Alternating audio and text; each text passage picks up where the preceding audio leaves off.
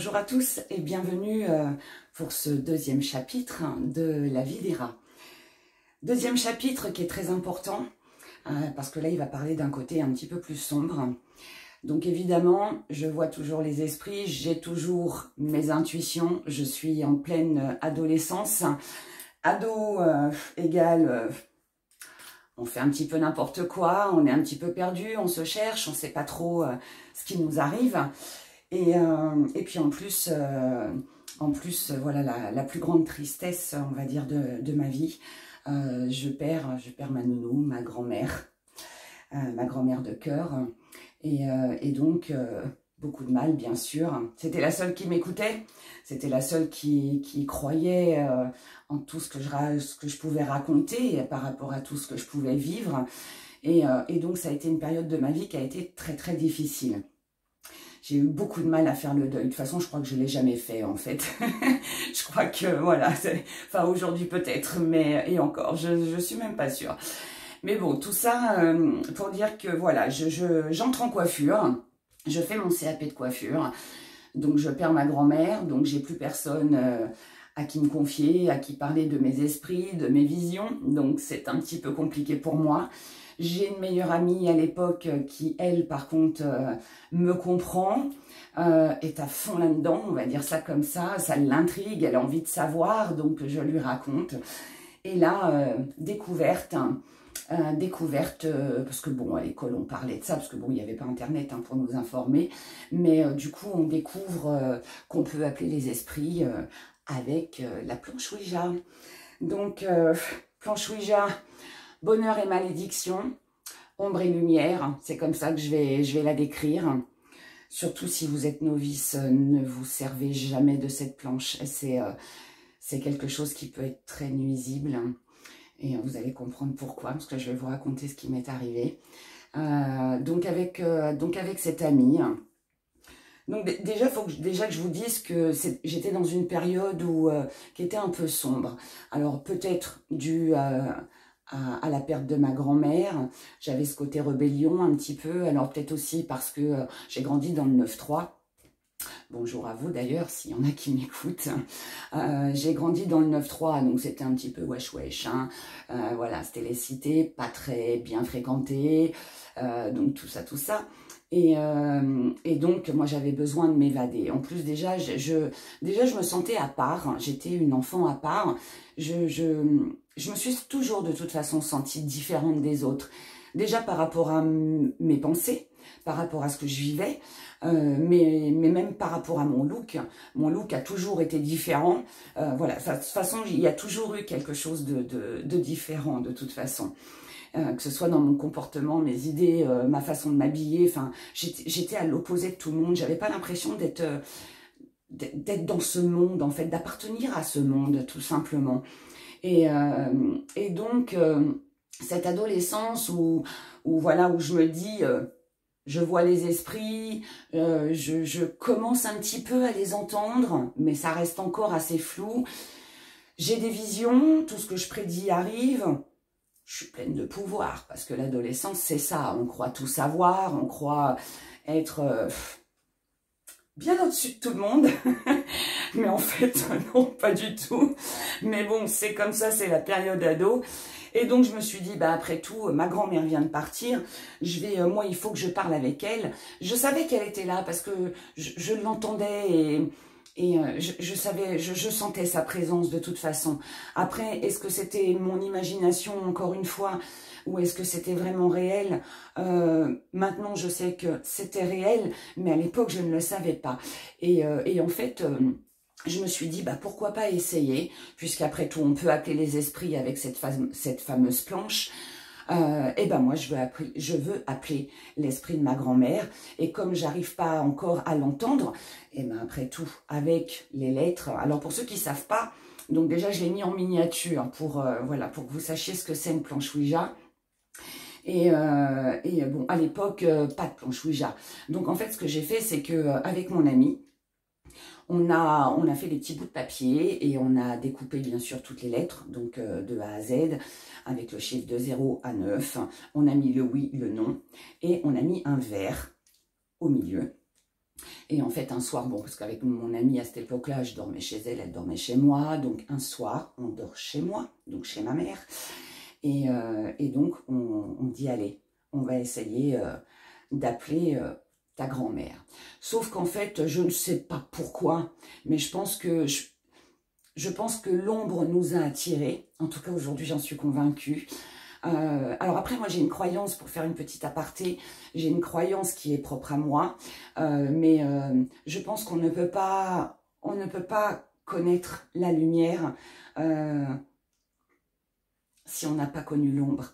Pour moi, voilà, si vous croyez aux anges, vous croyez aux démons, enfin, si vous croyez en Dieu, vous croyez aux démons, enfin, pour moi, ce sont des choses qui, je ne vais pas dire que ça se complète, mais quelque part, si, un petit peu. Pour moi, il n'y a pas l'un sans l'autre.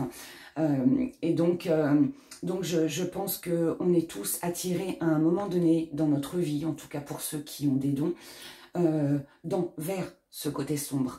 La période d'adolescence, pour moi, elle est la plus dangereuse. Alors après, encore une fois, ça reste moi, mon idée. Peut-être aussi que je pense comme ça par rapport à ce que j'ai vécu.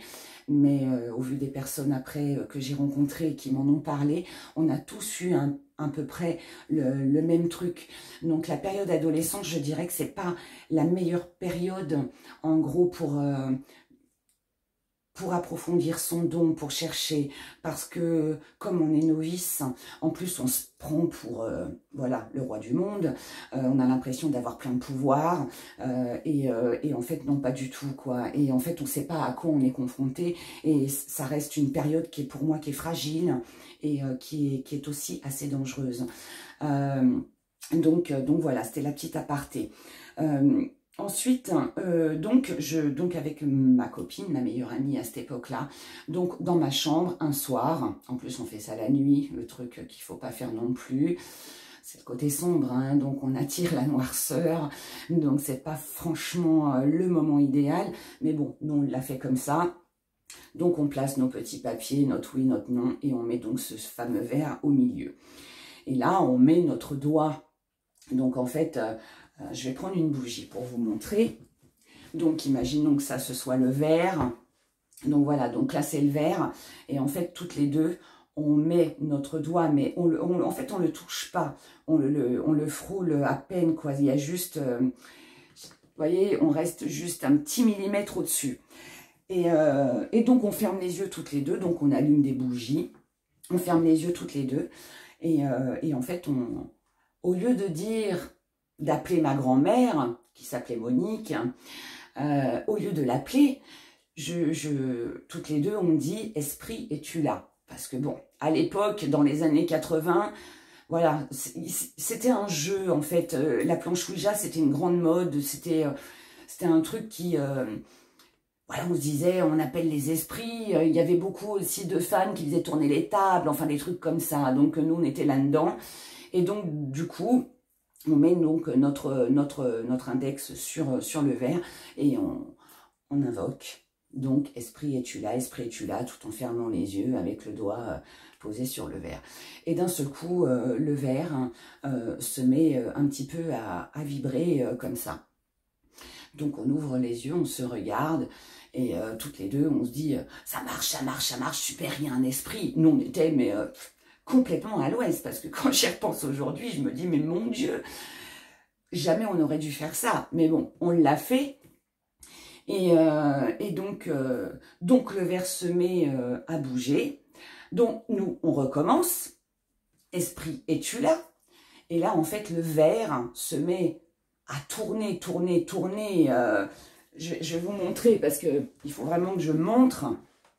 Je vais poser ma pierre. Voilà, le verre se met en fait à tourner comme ça sur le sol parce qu'on s'était mise par terre. Se met à tourner comme ça. Et là, on a eu peur. Et en fait, on a crié, on a dit, il y a un esprit. Et ça nous a fait flipper, je ne peux pas dire autre chose, mais on a vraiment flippé. Et en fait, le verre est parti et s'est projeté sur le mur et s'est brisé. On a tout ramassé, on a tout mis à la poubelle, on a eu la peur de notre vie et ça s'est arrêté.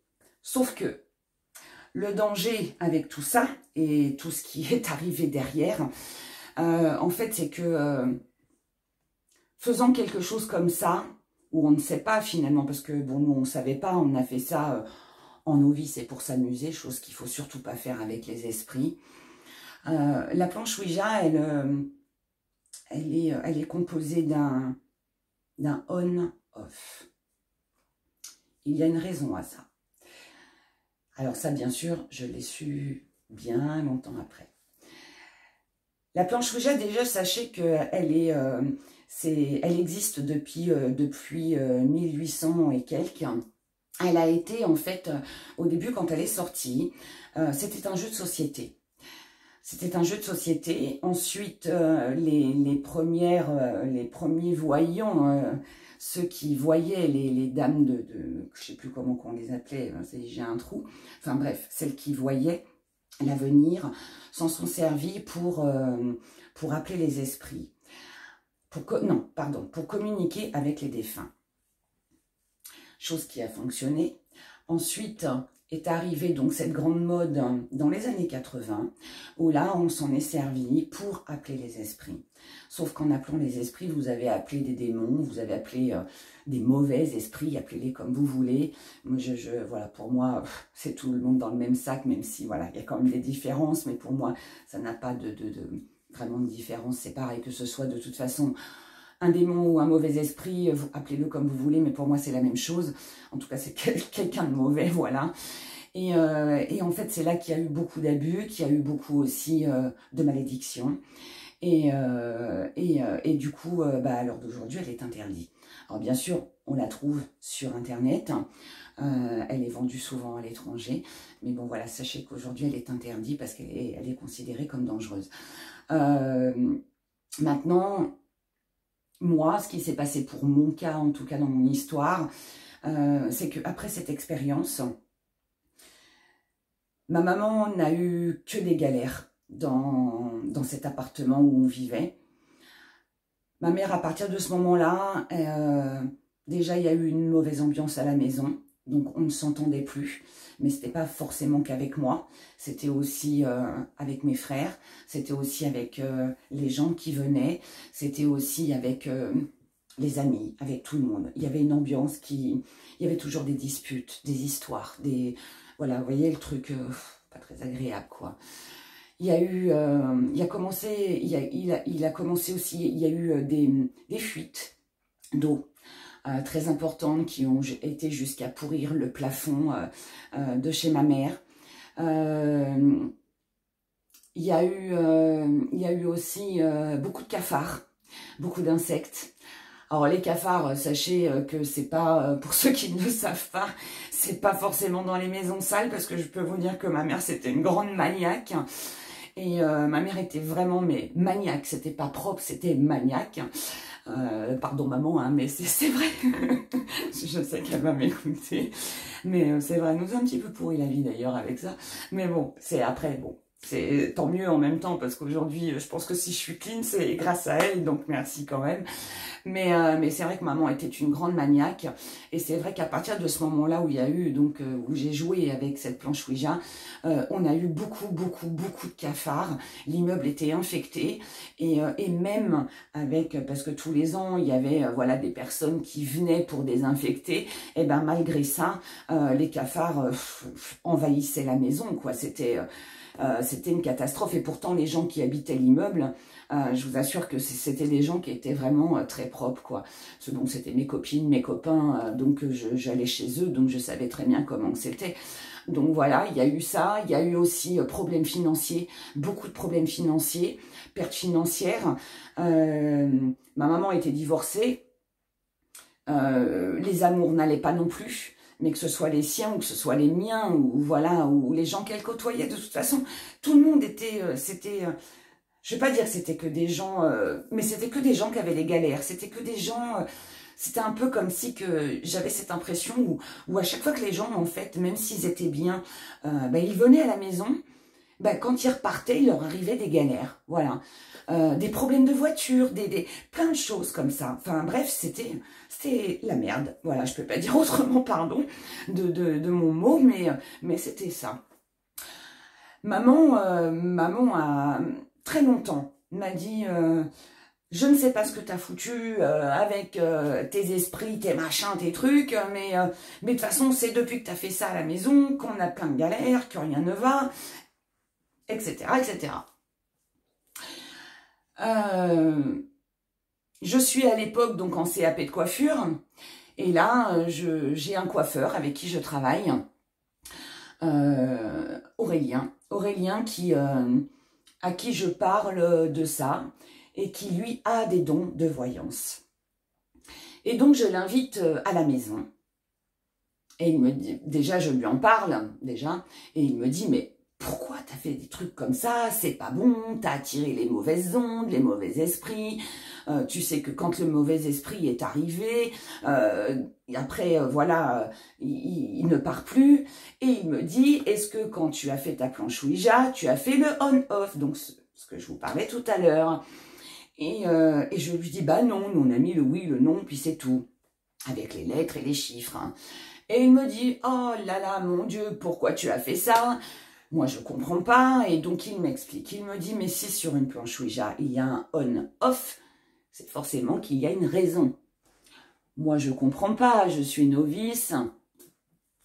Et donc, il m'explique. Et il me dit, une planche Ouija, quand on fait appel à un esprit ou à un défunt, on commence déjà, avant d'appeler l'esprit, à dire « on » ou à placer le petit, je sais plus comment que ça s'appelle, là, le petit truc, la petite goutte sur le « on » pour ouvrir le jeu. Alors, ça fait un peu Jumanji, comme je vous le raconte, hein, pour ceux qui ont vu le film.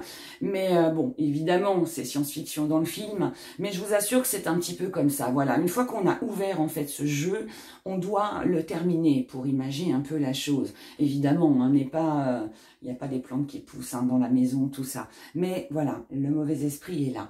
Et en fait, une fois, il m'a dit, même si le verre s'était brisé, tu aurais dû faire off. Chose bien sûr qu'on n'a pas fait, puisque nous on ne savait pas, et puis on était déjà contente que le verre bouge, donc on s'était dit super, on a réussi à appeler les esprits, c'était génial, enfin c'était moins drôle après. Mais bon, du coup, ce Aurélien, donc le coiffeur avec qui je travaillais, donc je l'invite à la maison, il me dit j'aimerais bien venir chez toi. Et je lui dis ok, donc j'en parle à ma mère me dit ben invite-le, donc il vient. Aurélien vient et Aurélien est arrivé, donc je rentre avec lui donc du travail, on allait chez moi et donc je sonne à la porte, ma mère ouvre et là Aurélien pousse un cri, mais et il fait oh là là, stop, je ne peux pas rentrer ici, je ne peux pas rester ce soir, il faut que je reparte, je reviendrai. Mais il faut que j'amène tout ce qu'il faut. Il faut dégager cette maison, il faut la nettoyer. Moi, je le regarde avec des grands yeux comme ça et je dis, mais qu'est-ce qui se passe hein? Je comprends pas. Ma mère, tout de suite, je t'avais dit que tu avais emmené les mauvais esprits.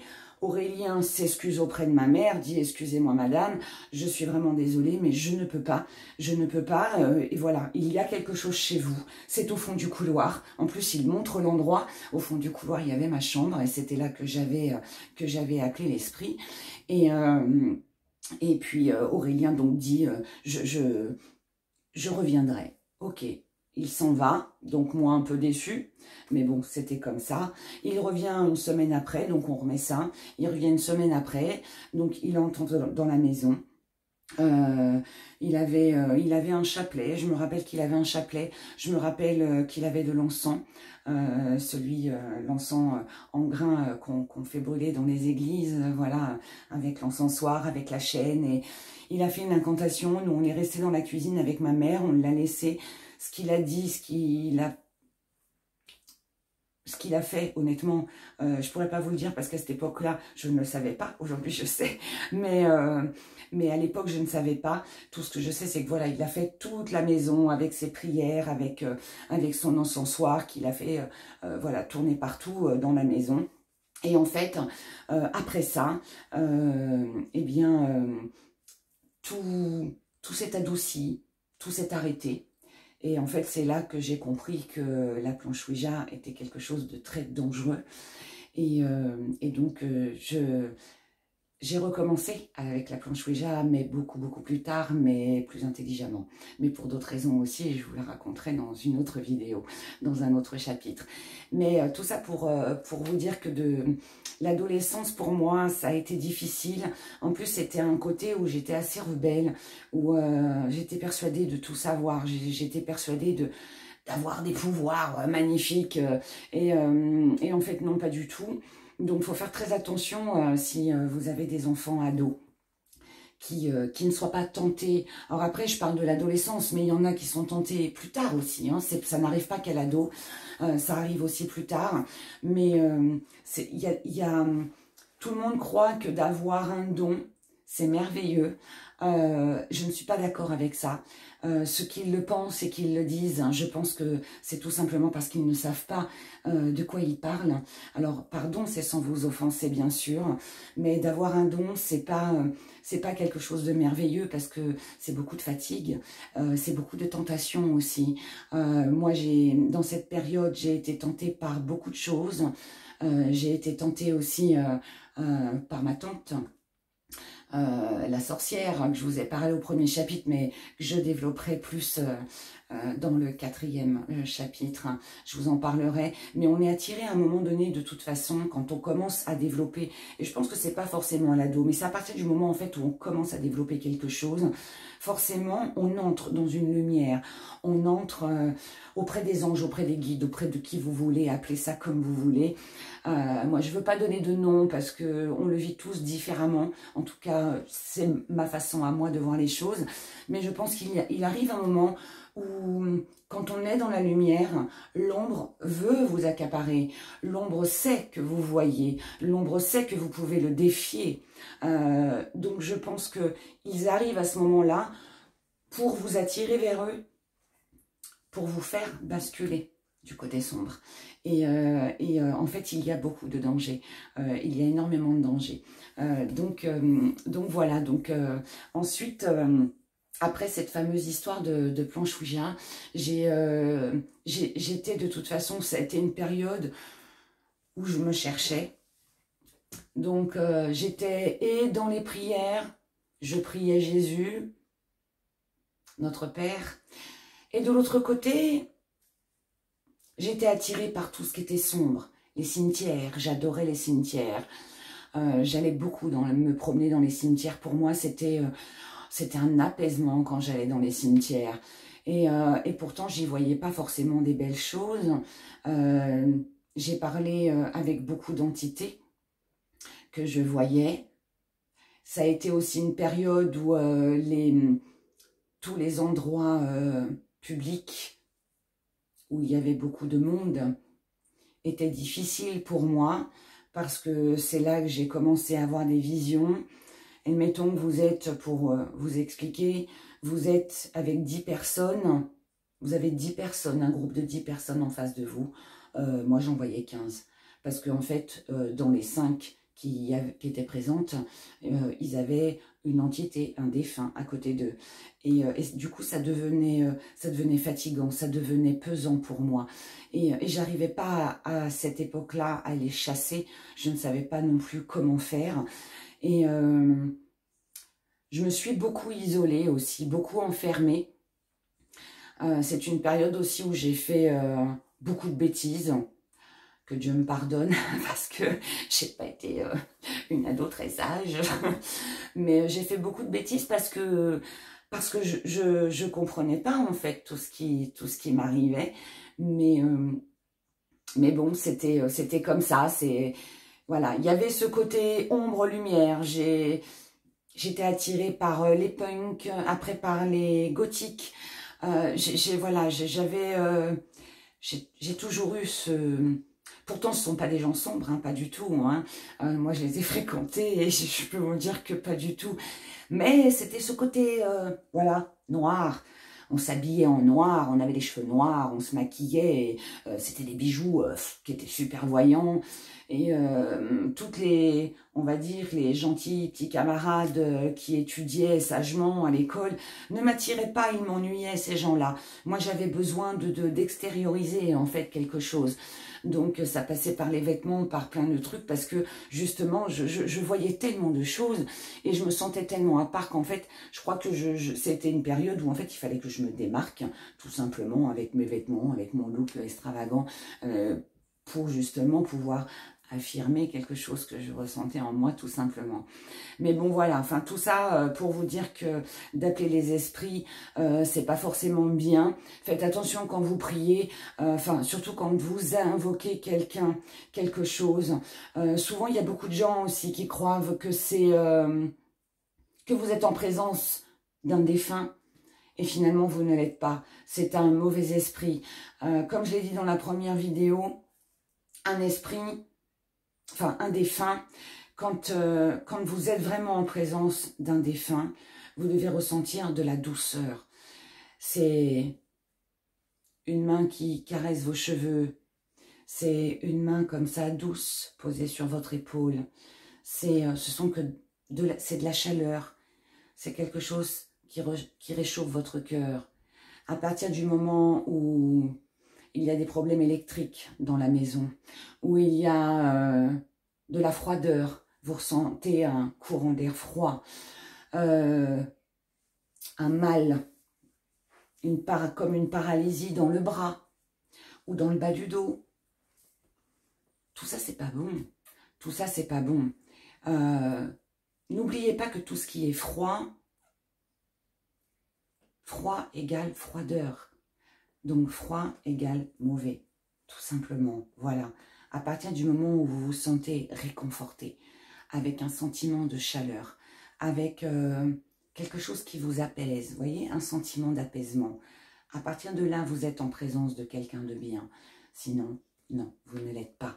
Et là, priez. Honnêtement, priez. Priez. J'avais fait une vidéo, c'est la prière de dégagement, purification, dégagement. Faites cette prière, elle est vraiment très efficace. Pour ceux qui entrent en contact avec les défunts, avec les esprits, ne les laissez pas entrer chez vous.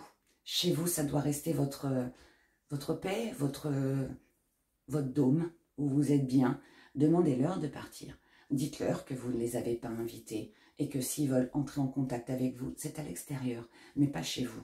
Gardez, que ce soit bon ou mauvais, hein, que vous soyez en contact de bons ou mauvais esprits, de toute façon, si vous êtes déterminé et que vous montrez que vous n'avez pas peur, je vous assure qu'ils vous écouteront. Allumez des bougies. Parce que les bougies, voilà, c'est la lumière, ça représente la lumière. Alors, pas des bougies noires comme celle-ci. Là, c'était parce que, voilà, c'était le côté sombre, mais plutôt des bougies blanches. Même si les bougies noires sont faites pour enlever la négativité. Bon, vous ne le voyez pas, mais j'ai mes 3 bougies blanches juste devant moi. J'allume jamais une bougie noire toute seule, hein, c'est pas bon non plus. Allumez des bougies, écoutez de la musique, mettez de la musique qui apaise, écoutez des prières, hein, tout simplement. Il y a plein de choses sur YouTube pour écouter des prières, mais en fait, les mauvais esprits n'aiment pas la clarté, n'aiment pas la lumière, n'aiment pas les prières, surtout quand on dit je crois en Dieu.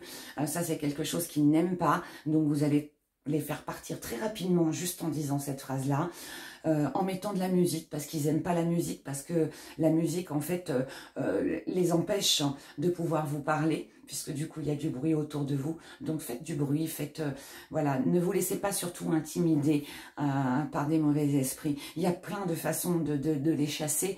Là, je vous donne juste les petits détails de mon adolescence et comment j'ai réussi voilà, à m'en débarrasser. Mais bon, je vous expliquerai beaucoup plus de choses dans la vidéo de dimanche prochain. Voilà, je voulais dire aussi que j'avais prévu en fait de faire une vidéo par mois, donc tous les premiers dimanches de chaque mois. Mais en fait, au vu de tous les commentaires, de tous les messages que j'ai reçus, que ce soit sur Facebook, que ce soit en mail, que ce soit dans vos commentaires par rapport au premier chapitre.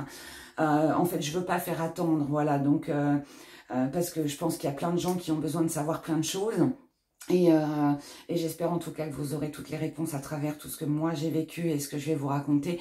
Donc j'ai décidé du coup de sortir une vidéo tous les dimanches matin à 10 h, comme celle d'aujourd'hui. Donc voilà, je vous embrasse très fort, faites très attention, ne jouez pas avec les esprits, ce n'est pas un jeu, c'est une malédiction, croyez-moi. Et puis écoutez, prenez grand soin de vous, c'est le plus important. Je vous aime tous, vraiment très fort. Au revoir.